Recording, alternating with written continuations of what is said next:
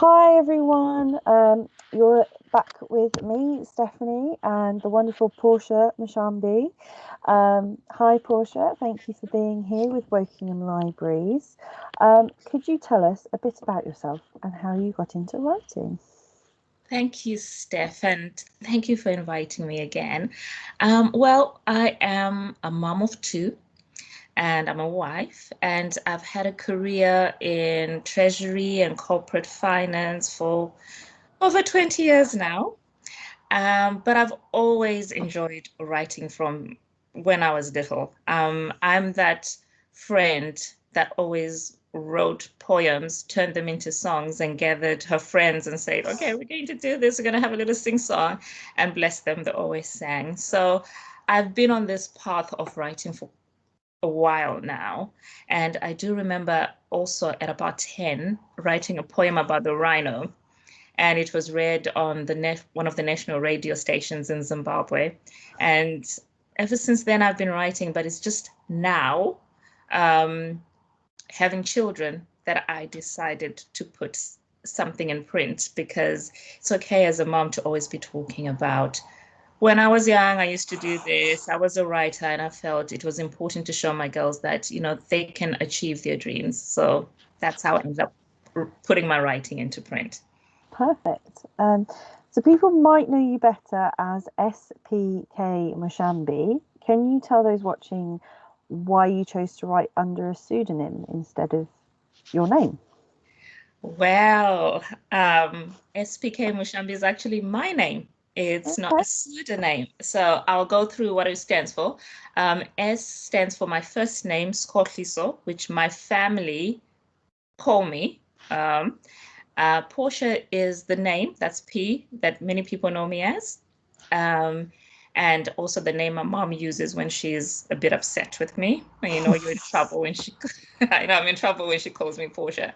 Um, K stands for my maiden surname, Kandawashrika, and Mushambi. So the team I was working with decided we agreed that we wanted to put all my names as be on the books. And it might not be conventional, but we're trying to make it a bit easier to roll off the tongue, Okay. SP K-Mushambi. Yeah, so that's my name, actually. Awesome. My pronunciation would probably be very bad if we were going by your proper first name. My first name. We'll have an exercise later. Yes. So I'm very glad that I can call you Portia. So in 2019, you published The Mysterious Melody, and on the 28th of July of 2020, you published a picture book called Tarry's Choice, which goes alongside The Mysterious Melody. What can you tell us about these stories? Okay. The Mysterious Melody is about twins growing up in England of Zimbabwean heritage, and they chance upon a thumb piano in their basement in a cupboard, and its music ignites a curiosity into their heritage. So they go into an adventure. They open a portal that takes them into a magical world where they learn about their culture, their heritage, which is a heritage they don't have easy access to because they're being raised in the African diaspora. Yeah. Wow. And Tarry's Choice, how does that work? Tadira's Choice is, I'd like to think of it as a spin-off from the Mysterious Melody. It is based in the magical land that the twins travel to.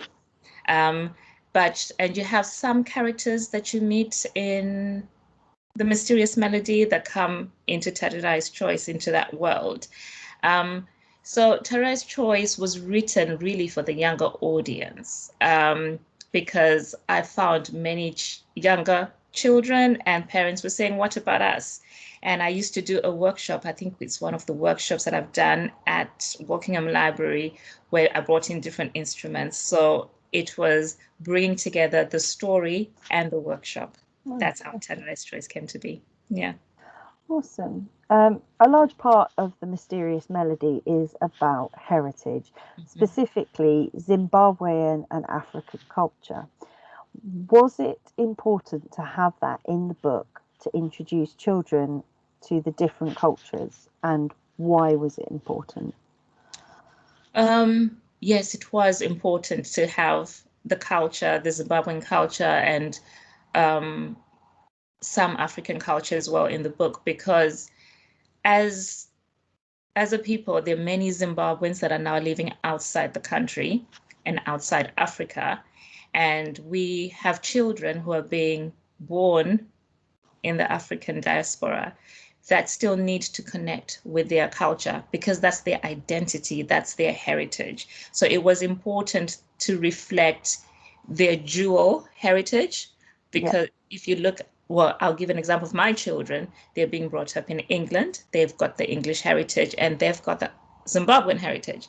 They are close to their English heritage because they're being brought up here, but the African heritage is somehow a bit removed, and it is important. It is part of who they are. So it was important for me to say, you're of both worlds, you're of both cultures, own it. Yeah. yeah. And it's especially important at the moment because it's Black History Month. So obviously these things need to be discussed and looked at and Yes, important. very important indeed. And it's good that it's Black History Month, but also we need to talk about, our history on a day by day basis. It's lovely that it's Black History Month and we get to showcase our history, our diversities. But also, I would also like to believe that it is part of our day-to-day heritage, and we should always be having this conversation. Yeah, of course. Yeah. You were brought up in Zimbabwe, and your children, as you've mentioned, were born here in the UK. Can you explain what are the differences between your growing up in Zimbabwe and your children here in the UK? Yeah. The first thing that comes to mind is family. Our extended family is really huge, and it's, everybody takes part in raising a child. It's the village that raises a child. And growing up in Zimbabwe, family was readily accessible. It was easy to talk to a grandparent and get their wisdom. It was easy to get spoiled by an aunt or uncle because they were just readily available. And I feel that my children miss out on that because we are quite dispersed at the Yeah, moment. And well, we're blessed to have technology because you can get in touch via that way.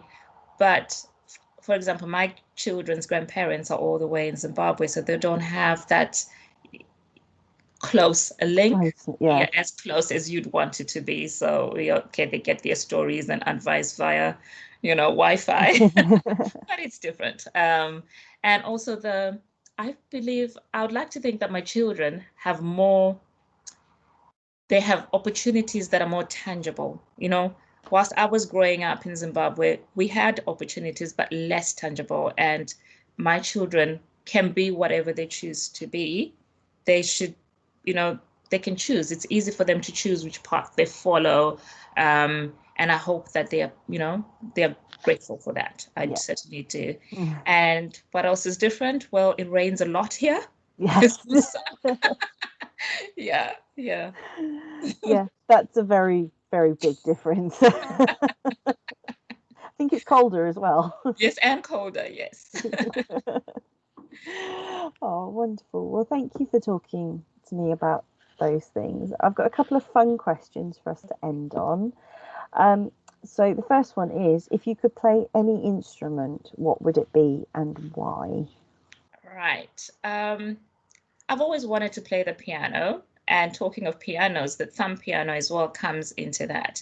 So I've been practicing with online lessons, but I need to, you know, actually get in touch with one of the Mbira gurus who can teach me how to properly play it. It's such a wonderful instrument. It's soothing, it's relaxing.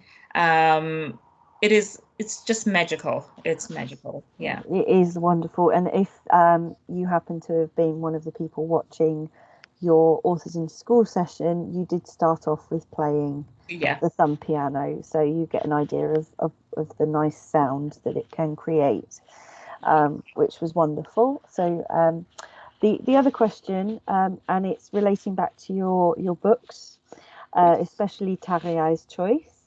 Have you seen a baobab tree, and how big was it? I have seen a few baobab trees. The most recent tree I've seen was when I went to Zimbabwe last year, and we were driving from Lake Kariba, which is a beautiful place, Kariba.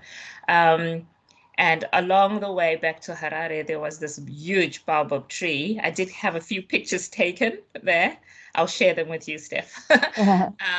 And these trees are just so magnificent and they live to thousands and thousands of years. I remember sitting underneath the tree and thinking, gosh, the stories you could tell me right now. Yeah. Yeah, wish I understood the tree language. One day we might be able to. Yeah. Well, thank you so much, Portia, for taking the time out of your day to have this conversation with me. Um, don't forget, everybody, the books you're looking for are Tariai's Choice and The Mysterious Melody by SP K-Mushambi. They're available from her website. We'll put the link in the description below. And once again, thank you, Portia, and thank you for imparting all your wonderful stories to us. Oh, thank you so much, Stefan. Thank you, everyone. It's been a pleasure. Thank you. Bye. Bye.